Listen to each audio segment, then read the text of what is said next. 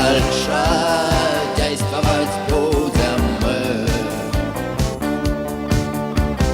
Дальше действовать будем мы. Добрый день, ladies and gentlemen. Сегодня великий интерпренер всех времен и народов Ричард Брэнсон. Ричард Брэнсон – британский предприниматель, родился в 1950 году. В 1972 году основал звукозаписывающую компанию Virgin Records. В 1984 году создал авиакомпанию Virgin Atlantic. Теперь под брендом Virgin работают сотни компаний в самых разных отраслях экономики. На его собственном острове Necker мы снимаем. And now we switch to English. First of all, sorry. English is our second language, as you know, so... Good. I'm very glad. I wish Russian was my second language. If you don't understand some of the questions, you can ask them. And again, we are at beautiful Necker Island here with Richard Brэнson, who is the greatest, or one of the greatest entrepreneur ever. And we've got millions of requests from all of you asking me to interview Richard for this program. And finally, we are with Oleg here, and we are ready. We're a bit nervous, but I hope everything will be okay. And my first question would be, Richard, how is being entrepreneur? How is to be being entrepreneur? How do you feel about that? Well, you know, I've been very lucky. I've been an entrepreneur since I was 15 years old, and I love creating things. You know, I love making a difference to people's lives. I love shaking up the big corporations, and I've had, you know, an absolute blast, you know, doing it, you know, ever since I was 15 years old. So I think, you know, being an entrepreneur is very important for society. I mean, society needs, you know, thousands of entrepreneurs, because that's where the jobs get created, and that's where things get improved from, you know, for people throughout society. Mm-hmm. Yeah, cool. And then I have another personal question to you, because it's very interesting for me, and I would like to have the same. How you afford always to be so in positive mood? What is your secret to be positive and be so smilish? How can we achieve that? Well, first of all, obviously, because I'm here 1 week with Richard, and Oleg can confirm, Richard has been smiling throughout the day, throughout the night, and I just don't know where he gets so much energy and so much optimism about the life.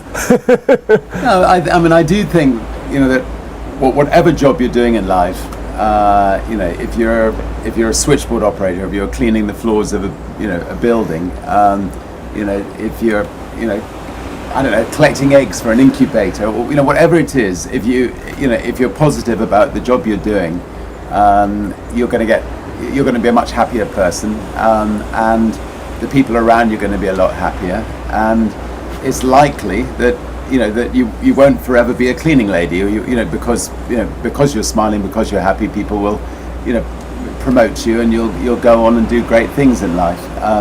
So I think a positive attitude is essential in life, whatever your position. Obviously, you know, I have a lot to smile about. You know, I have a happy family. I've got great kids. I've got great companies, great people who work for our companies. You know, we like, you know, we're proud of what we've created. So plenty to smile about. But I hope that even if I was back in the struggling days, you know, that I would be positive. Mm-hmm. Talking about your companies, how many companies right now under the Virgin brand? Well, we have about 350 Virgin companies. We're an unusual brand. Most brands specialize in one area. Virgin is more a way of life brand. So, you know, we'll look after you, you know, when you're born. We'll look after you when you're a teenager. You know, your music, your you know, as you get a bit older, we'll look after your health in our health clubs. We'll, you know, you can travel on our planes, go on our trains, and we haven't quite got to funeral parlors yet. But you know, but anyway, if I see something's not being done well, you know, I love to dive in and I love to give it a go, and love a new challenge. So, you know, so Virgin has become a way of life brand. And what would be your favorite business then, out of 350, or used to be? Look, I suspect the most exciting business that we have is our space project. You know, we are trying to be the first company to build a reusable spaceship and offer people trips into space. And I think we're nearly there now. We're maybe 11 months away from flying. We have a lot of Russians who've signed to go into space with us, but people from all over the world. And you know, I think it's the beginning of a whole new era. I mean, commercial spaceship travel can open up, you know, travel to the ordinary person, and you know, and I think one day it can lead on to hotels in space, and it can lead on to us you know, having populations on other planets, and you know, a very exciting future, I think. And who will be the first, how do you call him, cosmonaut or astronaut? Or, well, look, I mean, yeah, how you define the person that flies? Astronauts. Yeah, Astronauts. I mean, yeah, and if they're Russian, they can be cosmonauts, whatever. But no, I mean, I'm going up with my children, Holly and Sam, and hopefully with my parents, Eve and Ted. So we'll go up in the first spaceship. But we have nearly 500 people, you know, signed up, and the initial base is in New Mexico, and you know, maybe one day we'll set up a base in Russia. Who's to know? Yeah, and just quickly, because the mostly Russian audience is going to see this program, and what do you think the major difference between Russian Cosmos program, this Russian space program right now, and your Virgin Galactic stuff? What would be the major difference? Well, I think the biggest difference is that the Russian technology and the American technology is sort of 60 years old technology. It's very reliable now, but it is very old technology. So, you know, by commercial companies coming in, we'll have brand new technology, and you know, we can put people into space for a fraction of the price that it would cost in Russia. So now it costs, I think, $50 or $60 million to go up in a Russian spaceship. On a Virgin Galactic spaceship, it's $200,000. So you know, the price is a lot less. Correct. Richard, you are very popular in Russia now due to your books. And people, very many people want to know why did and do Virgin don't go to Russia to make a big business. Yeah, it's a good question, and I suspect we should be in Russia by now. You know, good friends, Oleg and others, have told me that we should be bringing the Virgin brand to Russia. And you know, if we see an obvious opening, you know, where we think the Virgin brand will do well in Russia, we will. But we need good partners, and maybe from this TV show we'll get some good partners. Who's to know? Maybe Oleg will be such a partner. That would be wonderful. Virgin money. By the way, I know there was some story about you. Your very first experience with Soviet Union was with Virgin Atlantic, right? And I remember it didn't go so well. What was the story there? You don't remember? No, we used to. I think it didn't cover media. We were flying to Japan. And with the stop fuel in Moscow, right? And we stopped on the way because, you know, because Russia wanted to get some money for overflying rights, so they made us stop. But that was good. We picked up some passengers, but it wasn't really a proper business. Okay, so it's not direct. Flying. Okay. Yeah, and what do you think you have missed yet in your life, or what do you think you did wrong? What you're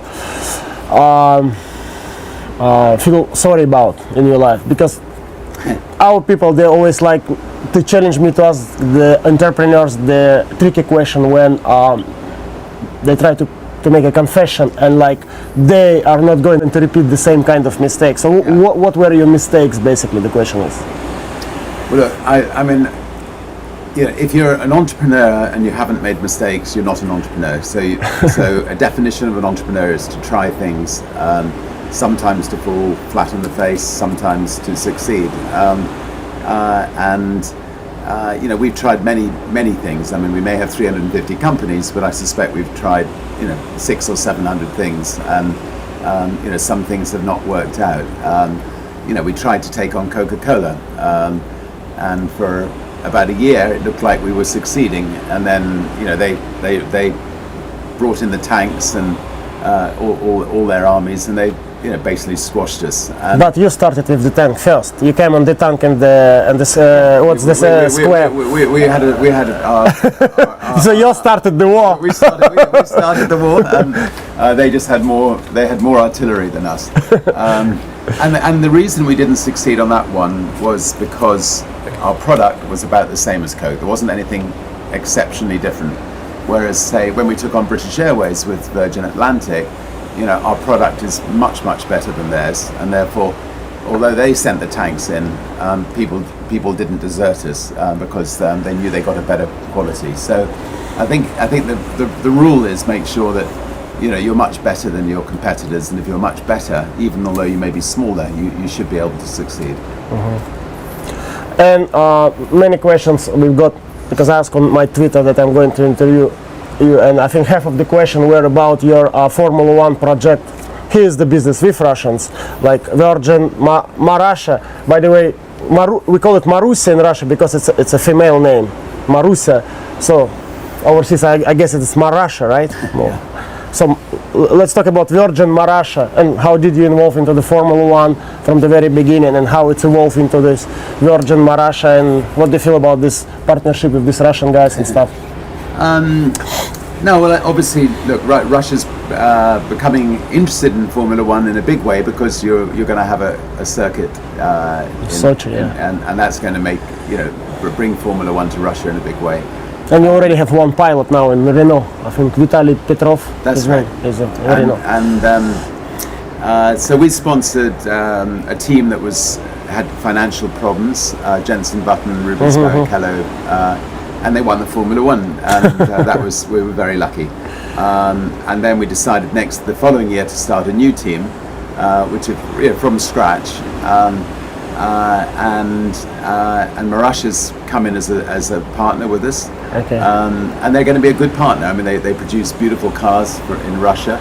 They're building what could be a formidable car company in Russia. So they have a lot of expertise on the engineering side. And that will help Marussia Virgin Racing a lot. So it's great to have a Russian partner. Yeah, so and it's another exposure of the Virgin brand into the Russian market already. Yeah, so. I mean that'll help. That'll certainly help. We can help Marussia overseas, and Marussia can help Virgin in Russia. So we over the years, we've done a lot of things to promote the Virgin brand. I mean, whether it's trying to be the first around the world in a balloon, or beating transatlantic sailing records. I mean, so these kind of sporting events, I think, do help put the brand on the map. Okay. Oleg. Richard, what do you think about the future of Russian economy? I think the future of the Russian economy can be extremely good as long as the Russian people and the companies can be absolutely sure that the rule of law is a proper rule of law, and that governments run the country in an honest, straightforward way. If that's the case, then I think Russia has a fantastic future, so one just has to sort of push the leaders into behaving ethically, straightforwardly, and then I think how we can push the leaders. Well, I think that the internet is a very, very strong medium. Obviously, the press is a strong medium, but sometimes terrible things happen to journalists, who speak out, or investigative journalists in Russia. But anyway, I think through the internet, through the press, through business leaders, they've got to say we need a country where the rule of law is paramount, where people can trust the rule of law, and then I think Russia can start to flourish. Richard, when do you think was easier or in a way funnier to do the business? 70s, 80s, 90s, or now? If you can compare those times. I think there's nothing that beats building a company from scratch. The early days of starting a company is obviously very exciting. It's like giving birth to a child. I mean, it's a tremendously exciting time in a company. Having said that, I mean, it's very tough. You're fighting to survive, and it may not be as enjoyable as one might imagine looking back on it.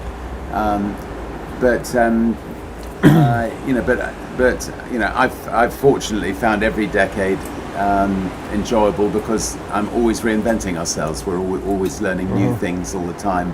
We're always doing new things all the time,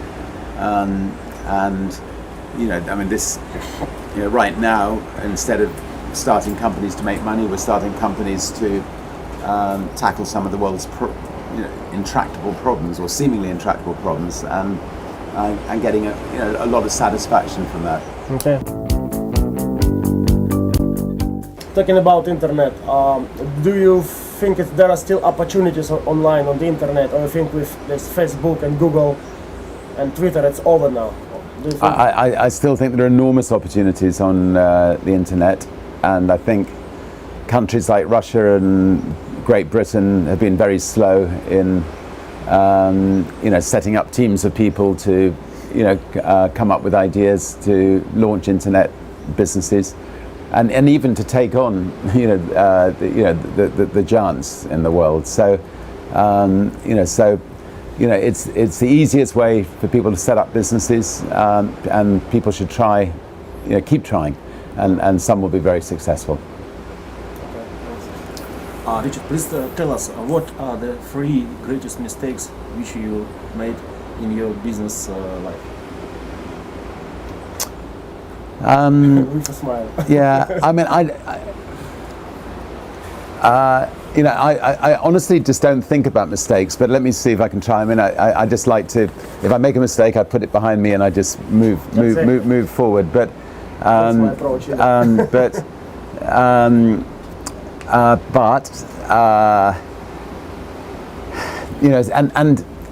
I mean, there have been musical bands that I've missed trying to sign, like Dire Straits. There have been companies that have fallen flat on their face, like Virgin Cola.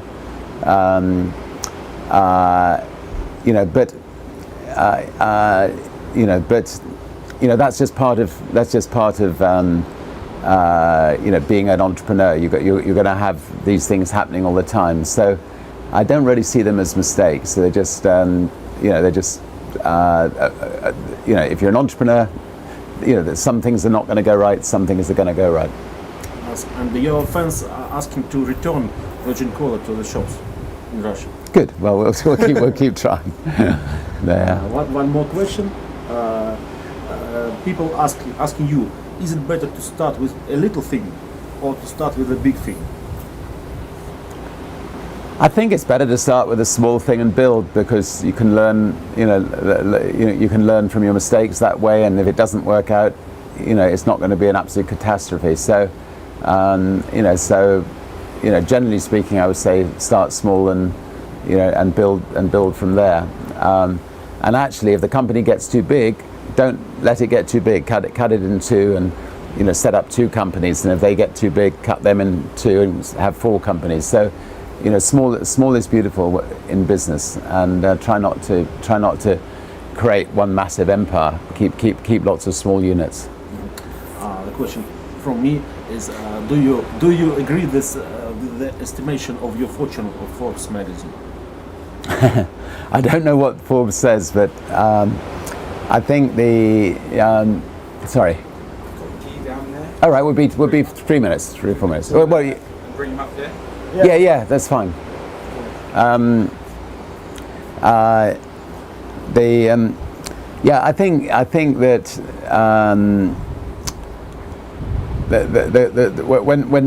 when people talk about when people talk about, you know, somebody has a certain amount of wealth, it can be quite misleading, because, you know, wealth, if you use it properly, is there to, you know, create jobs, to, you know, tackle problems in the world, and, you know, I honestly, you know, don't think of, you know, the personal wealth I have. I mean, as far as I'm concerned, I'm lucky to have it, and I will put it to good use in doing good things in the world with it. You know, fortunately, you know, we have created some wealth, and that enables me to do new projects.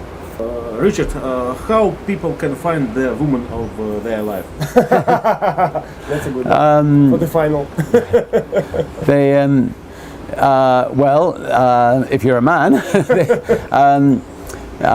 no, it's what makes the world go round, and it's the most important decision of your life to find that special lady, and, you know, somebody who can be a great friend and yeah, your greatest friend, and your greatest mother of your children. So important. I was lucky to find a great lady, Joan, and she's been a fantastic mother, and we're still great friends after 32 years. One more question. What is the great? How do you motivate your employees? What are the great know-hows of Richard Brэнson?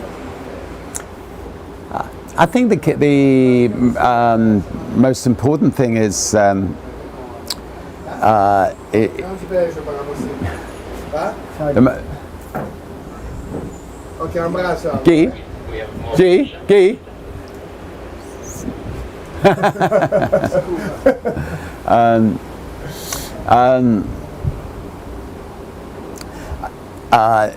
mean, look, the key to motivating people is to look for the best in people,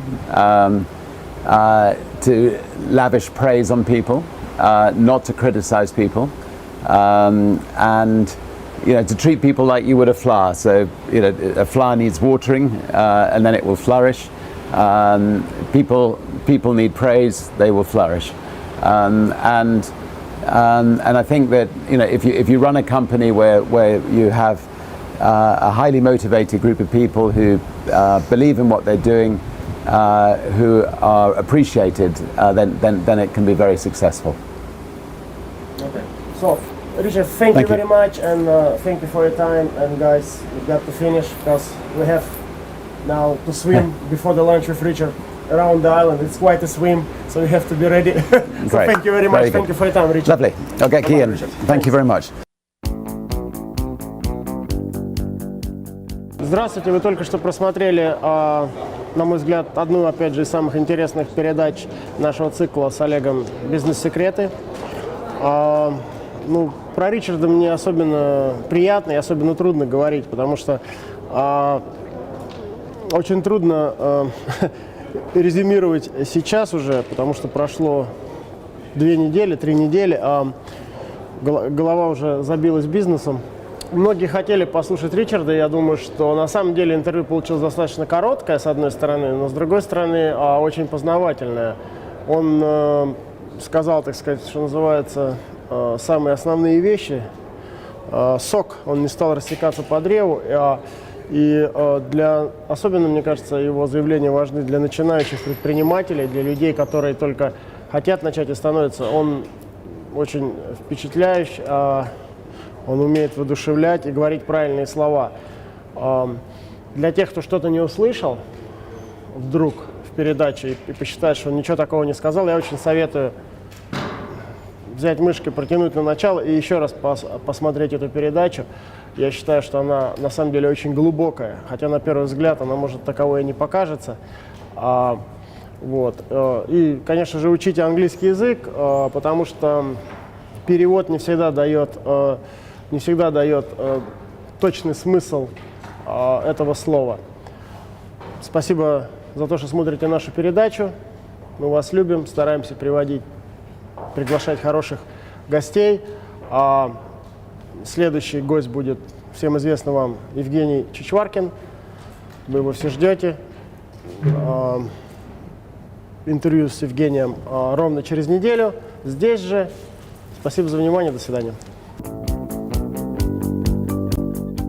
Ну что сказать, Ричард Брэнсон — это Ричард Брэнсон, и гостей такого калибра, конечно, во всем мире очень мало. И мы очень рады, что он нас посетил, точнее, мы его посетили на острове Некер. Если вы до сих пор не читали книги Ричарда Брэнсона, конечно же, возьмите в первую очередь книгу «Теряя невинность», «Losing My Virginity».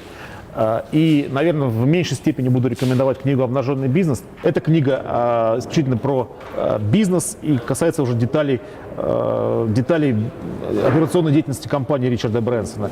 Если вы же хотите почитать про его жизнь, то это, конечно, книга «Теряя невинность». Поражает в Ричарде то, что он сочетает в себе амбициозность и такую бизнес-агрессию с позитивным отношением к миру и к людям. Вы видели, что он сказал по поводу сотрудников, которых надо мотивировать тем, что видеть в них самые хорошие черты. Мне кажется, это слова, которые многие российские предприниматели должны воспринять на свой счет. И мотивировать в России очень слабо умеют, на мой взгляд. И люди должны понять, что действительно все люди разные, и правильно видеть лучшие черты в своих сотрудниках и развивать эти черты, чем прессовать людей и добиваться от них того, чего они в принципе не могут сделать. Вот это, на мой взгляд, самый важный урок, который нам дал сегодня Ричард Брэнсон. Спасибо.